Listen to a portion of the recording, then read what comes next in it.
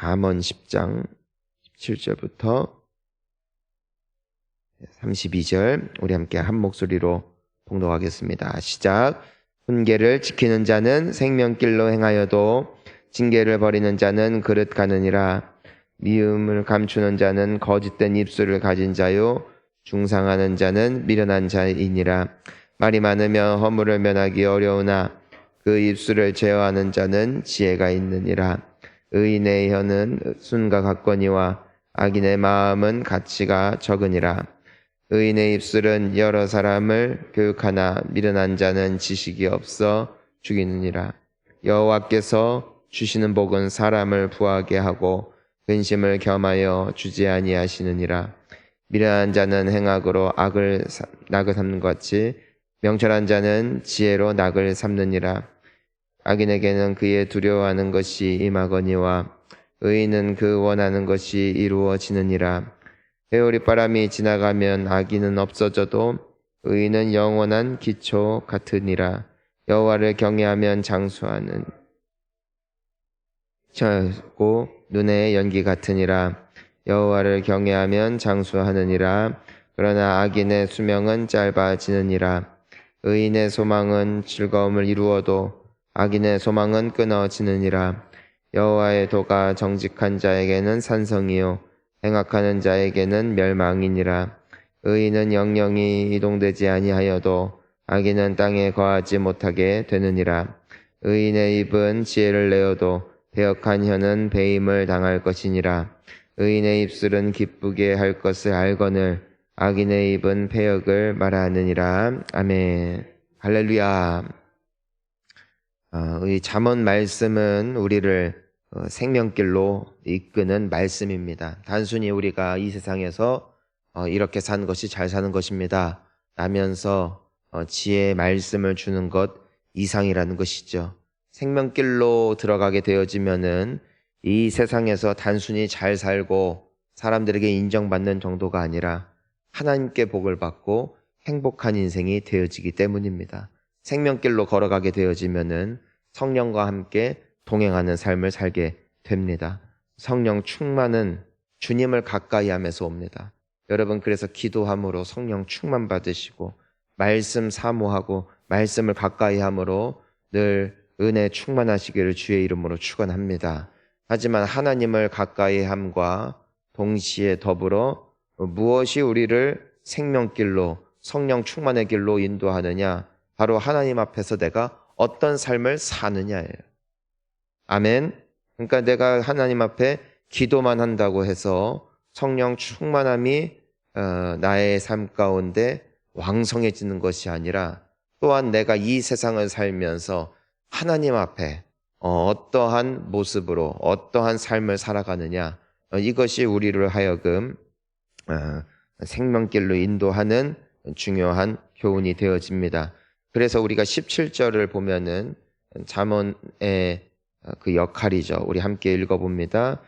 훈계를 지키는 자는 생명길로 행하여도 징계를 버리는 자는 그릇 가느니라. 아멘. 여러분, 우리가 생명길로 가고 주님 안에서 잘 되는 길은 주님이 칭찬하면 감격하고 훈계하시면은 감사함으로 받는 것, 이것이 우리에게 필요한 모습이라는 것입니다. 내가 나도 다 컸는데 나도 알 거 다 안다 라는 그런 모습이 아니라 하나의 말씀 앞에 설 때는 주여 말씀하소서 주의 종이 듣겠나이다. 뭐든지 말씀하시면 제가 그 말씀을 기준 삼아 내가 살아가기를 원합니다. 이것이 우리가 주님의 말씀을 대할 때에 중요한 마음가짐임을 우리가 볼 수 있게 됩니다. 그래서 오늘 주님은 생명길로 가는 데 있어서 우리가 정말 이 세상을 살면서도 지혜가 있고 또 하나님께 복을 받는 굉장히 중요한 삶의 원리를 말씀해 주시는데 그것은 바로 말이죠, 말.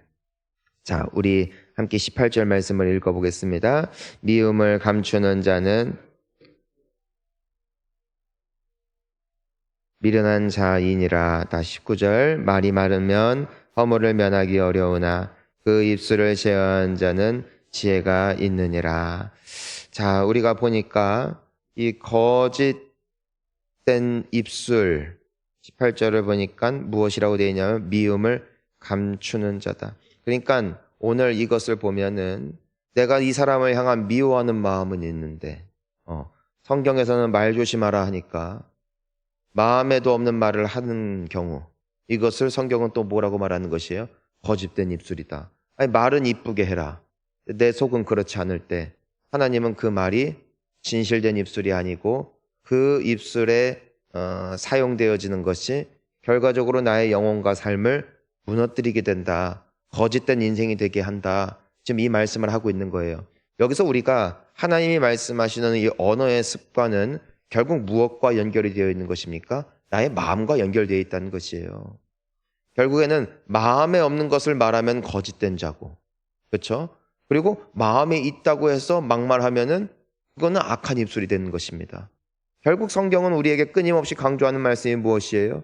무릇 지킬 만한 것보다 더욱 내 마음을 지키라는 것이에요. 사랑의 마음, 주님을 사랑하는 마음, 이웃을 사랑하는 마음, 진실된 마음, 이 마음을 회복시키실 수 있는 이는 오직 하나님이심을 믿습니다.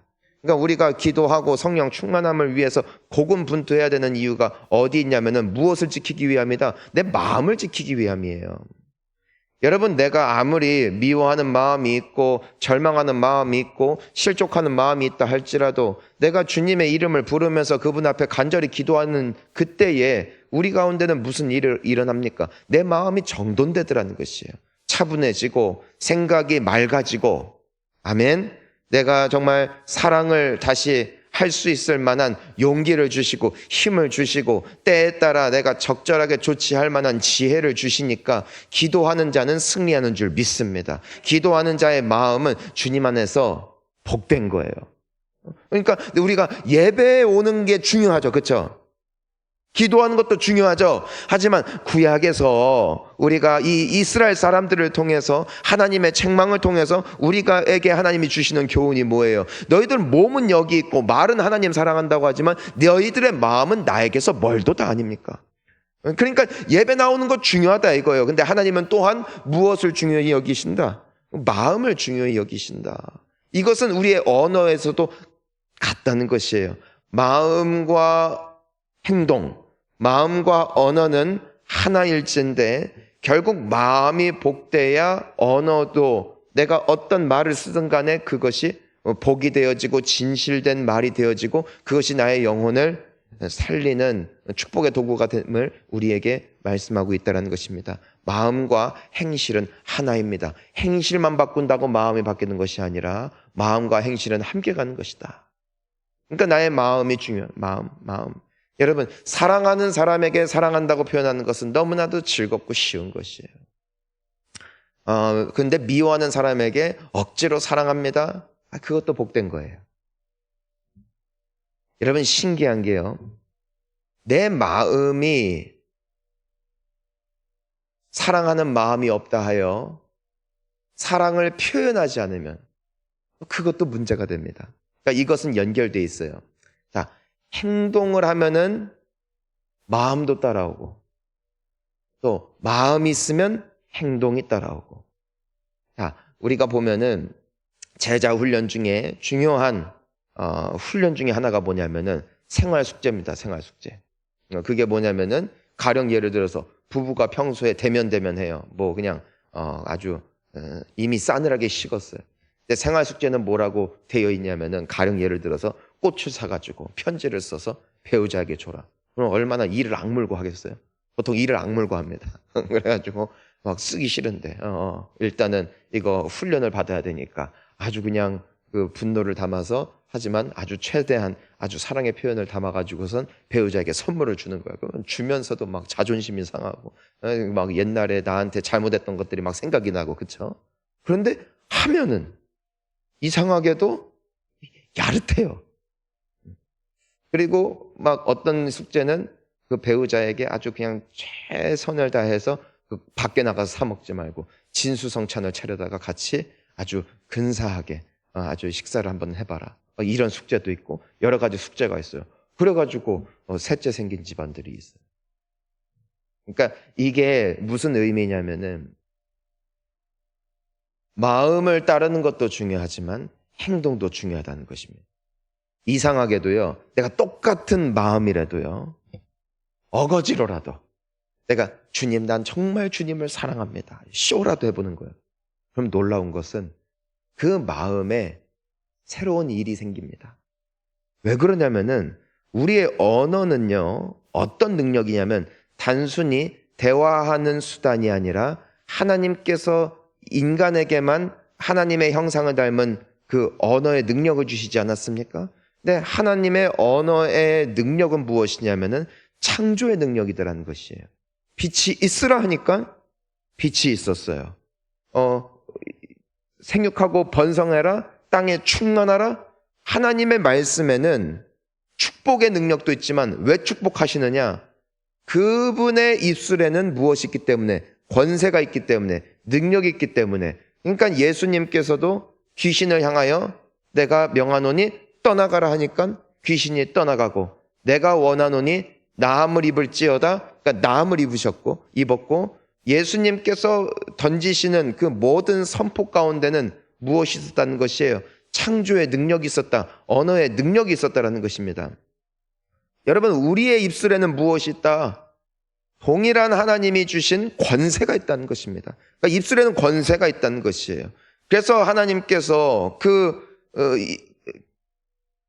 정탐꾼들이 그 땅을 향하여 하나님께서 주시기로 약속한 땅에 대하여 악평을 하고 우리는 못한다, 안 된다라는 말을 습관적으로 계속 뱉었을 때 하나님이 주시는 엄중한 경고가 무엇입니까? 너의 말대로 된다는 거예요. 너의 말대로 된다.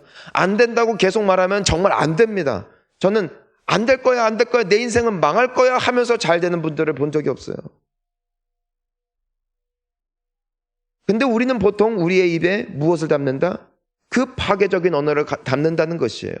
왜요? 현실의 언어라는 것이에요. 그것이 팩트라는 것이에요. 하지만 성경은 무엇이라고 말합니까? 너의 입술을 제어하라는 것이에요.